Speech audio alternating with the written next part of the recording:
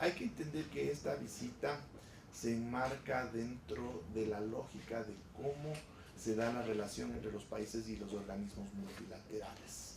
Ustedes deben entender que todas las relaciones monetarias y financieras a nivel internacional se realizan sobre la base de la confianza que existe entre los diferentes actores, y dentro de los principales operadores de estas relaciones están los organismos multilaterales. Así que el fortalecimiento del diálogo, en este caso del Ecuador, con estos organismos multilaterales, se espera que se traduzca en señales positivas que surjan de ellos hacia los mercados financieros internacionales y en general hacia el contexto en el que se desarrollan estas relaciones monetarias y financieras, y que esto redunda en beneficios para el país, por ejemplo, con un mayor acceso a recursos financieros internacionales en mejores condiciones, mayor dinámica en esa relación, en esa interrelación monetaria y financiera de nuestro país con otros países y con las diferentes entidades monetarias y financieras internacionales.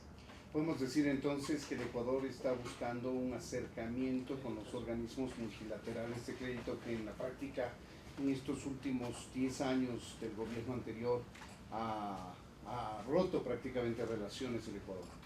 Básicamente la idea es que con el fortalecimiento del diálogo se generen señales positivas que en el caso de los organismos crediticios generen asimismo una respuesta adecuada que se traduzca en mejores condiciones financieras para cuando el Ecuador las requiera.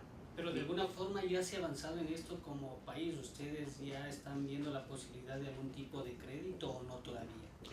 No están definidas acciones en función de acceso a financiamiento específico, sino en términos generales, principalmente desde la perspectiva que se puede tener incluso desde las calificadoras de riesgo, es decir, en general, si es que se logra que la imagen del país vaya mejorando, en términos de cómo se la evalúa a nivel internacional, eso nos abre muchísimas puertas, no solo desde la perspectiva de financiamiento, sino desde la perspectiva de otro tipo de mecanismos de cooperación que se dan a nivel internacional. Por ejemplo, ¿como cuáles?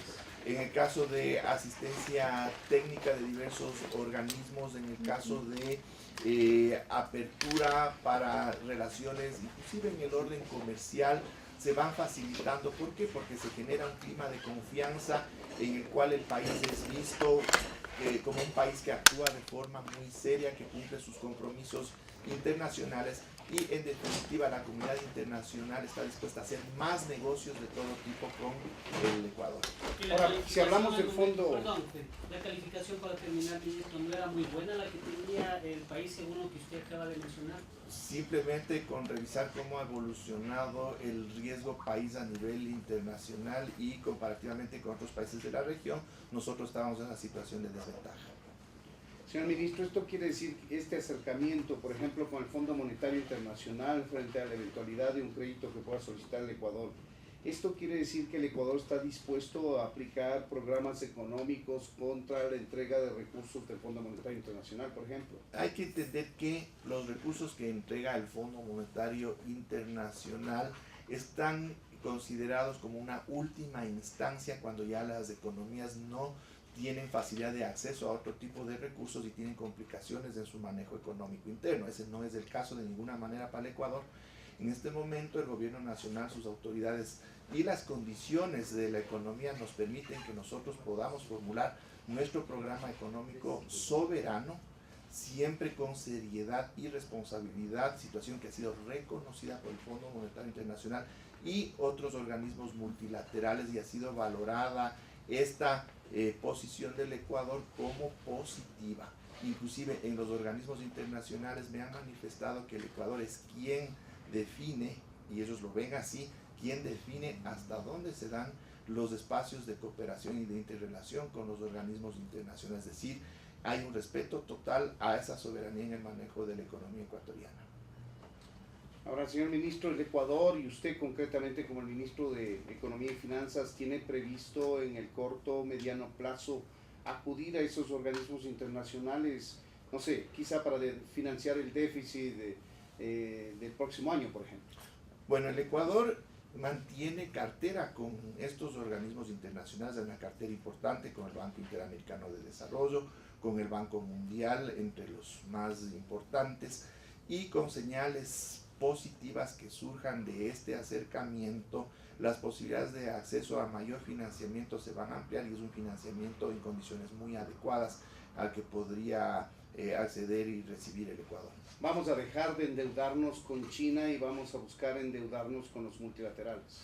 Es el esfuerzo que se está haciendo buscando precisamente fuentes que nos puedan garantizar mayores recursos y en condiciones que sean las más adecuadas para los intereses nacionales. ¿Con China era muy caro el endeudamiento?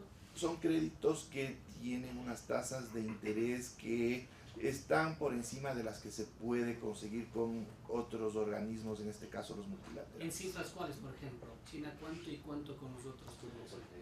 Bueno, no es tanto un tema de las cifras, eso podríamos enviarles el detalle exacto, son estadísticas que se manejan acá, es más entender que mientras la relación que mantiene un país con el resto del mundo es la más adecuada en términos de señales positivas que se dan, las posibilidades que se tiene de acceso, como indicaba anteriormente, a todos estos mecanismos monetarios y financieros son más amplios. Por ejemplo, ministro, con China, digamos, una tasa, ¿qué interés? Y con Estados Unidos, por ejemplo, para tener más claro. Bueno, depende del tipo de operación, depende de la entidad financiera, depende de los plazos y depende del momento en que se contrata el crédito, dadas las condiciones de la economía y cómo está percibida en los mercados internacionales. Señor ministro, ¿cuál es el requerimiento de los multilaterales para tener una mejor relación? No solamente pasa por el deseo del Ecuador de mejorar sus relaciones,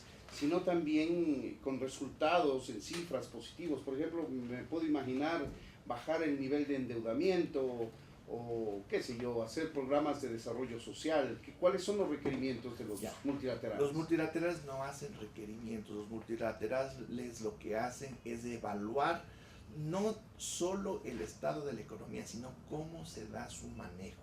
Si ese manejo evidencia que se lo hace de forma responsable, se lo hace cumpliendo los compromisos internacionales, principalmente lo que respecta a endeudamiento de los países, en esa medida los organismos multilaterales a su vez transmiten al resto de la comunidad monetaria y financiera internacional señales positivas. Es decir, ellos lo que hacen es una evaluación de cómo se gestiona la economía en los diversos países, y si es que este manejo responsable, que no necesariamente obedece a determinadas prácticas o a determinados enfoques, se lo hace de forma adecuada, eso se traduce automáticamente en señales positivas, adicionalmente de que toda la información se maneje con la transparencia del caso. ¿Algún tipo de condiciones que se ponen para esto? Ninguna, simplemente evaluar que los programas económicos sean sustentables, sean creíbles y sean técnicamente diseñados.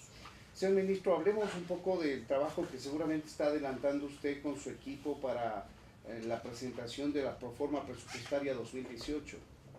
Bueno, tenemos que entender que hay una restricción práctica muy clara para poder establecer ya con precisión qué elementos se incluirán en el manejo económico y principalmente fiscal en relación a la proforma del 2018, y es ya la conclusión de los diálogos que se han establecido en el marco del Consejo Consultivo Productivo y Tributario.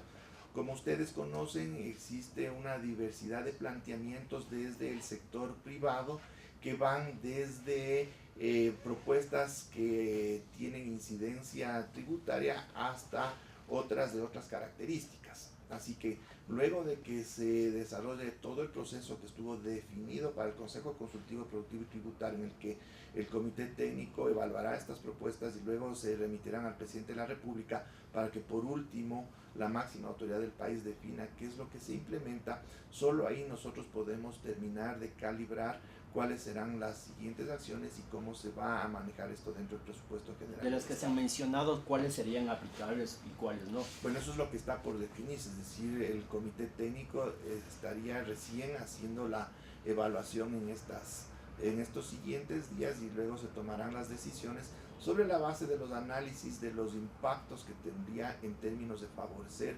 producción y favorecer el ingreso de divisas y también los impactos macroeconómicos que podrían tener las diversas medidas. Pero en términos generales, ministro, ¿se puede decir que la proforma presupuestaria 2018 va a ser menor que la de 2017? ¿Se va a mantener en el mismo nivel? No pudieron hacer mayor cosa con la de este año porque era un presupuesto prorrogado por año de elecciones, pero el próximo seguramente sí van a poder tomar decisiones. Se pueden tomar decisiones, pero hay que entender que la construcción de las proformas depende de una realidad en la que es una economía que crece, es una población que crece, necesidades que se incrementan y también existen garantías constitucionales en términos de la prestación de servicios desde el Estado que exige recursos. Entonces eso tenemos que sumar a otros elementos, fundamentalmente a un esfuerzo muy importante que se está haciendo desde el gobierno nacional para lograr ya adecuar las finanzas públicas a niveles de cifras sostenibles en el largo plazo. Es decir, la combinación de todos estos elementos son los que derivarán el nivel de esa proforma, pero tengan la seguridad de que se están haciendo los mayores esfuerzos para poder avanzar hacia un manejo fiscal sostenible en el largo plazo. ¿Pero cree que se va a disminuir con relación a 2017 o se va a mantener o va a crecer? Bueno, el caso del déficit fiscal categóricamente se está trabajando para que se lo reduzca en un esfuerzo para que en los siguientes 4 años ese déficit pueda llegar a niveles sostenibles o casi de equilibrio. Ahorita, ¿en cuánto estamos y cuál es la meta? Para el 2017, como ustedes conocen, el déficit fiscal está en 4.7 puntos del PIB y para el 2018 se espera reducirlo en al menos un punto porcentual adicional. ¿Y eso en millones de dólares cuánto significa? Más de $1.000 millones de recorte. Gracias, compañero. No, sobre el dinero electrónico me gustaría hacer un par de preguntas, ministro. Bueno, claro que sí. Por ejemplo, habían algunos condicionamientos que se les había dado a los bancos privados para que asuman el manejo. ¿Cuáles son esos condicionamientos que se les entregó? Y se había establecido también, leímos en una entrevista, que se estableció que, por ejemplo, si no alcanzaban las cuotas mínimas o sea, abrir unas cuotas mínimas, un monto mínimo de cuotas, ellos tendrían que pagar lo que cuesta la importación de dólares, perdón, $2.000 millones de dólares. ¿Cómo estamos en eso? A ver, el acuerdo al que se llegó es que el dinero electrónico ahora podrá ser manejado por la banca privada, las cooperativas y la banca pública. La banca privada se ha comprometido a desarrollar su propia plataforma para la operación de este mecanismo, mientras que las cooperativas podrían operar con la plataforma que desarrolló el Banco Central del Ecuador. Pero como ustedes conocen, este es un esfuerzo de corresponsabilidad. ¿Eso qué quiere decir? Es decir, que tienen que cumplirse metas y en este caso el dinero electrónico siempre apuntó al objetivo de reducir la demanda de los ciudadanos del uso de dinero físico. Entonces, en esa medida tiene que alcanzarse una meta con este mecanismo ahora en manos del sistema financiero nacional. En este caso, la meta se ha establecido en que la reducción durante un año tendría que darse en el orden de los $800 millones en términos de demanda física de billetes, que de no cumplirse, la diferencia tendrá que ser abastecida por las entidades que operarán ahora con el dinero electrónico. ¿Hay otros condicionamientos además de ese? No, ese es el acuerdo. Luego ustedes entenderán que habrá que definir varios lineamientos, pero ya son de carácter operativo, es decir, ya en términos de cómo operará ya la plataforma informática, algunos otros elementos relativos a las tarifas, porque tenemos que entender que las tarifas para los usuarios tendrán que ser las mismas que se están aplicando ahora o en niveles muy similares, etcétera. Es decir, hay muchos espacios ya muy técnicos en los que tendrán que establecerse definiciones, pero conjuntamente entre las autoridades económicas y los nuevos operadores del dinero electrónico.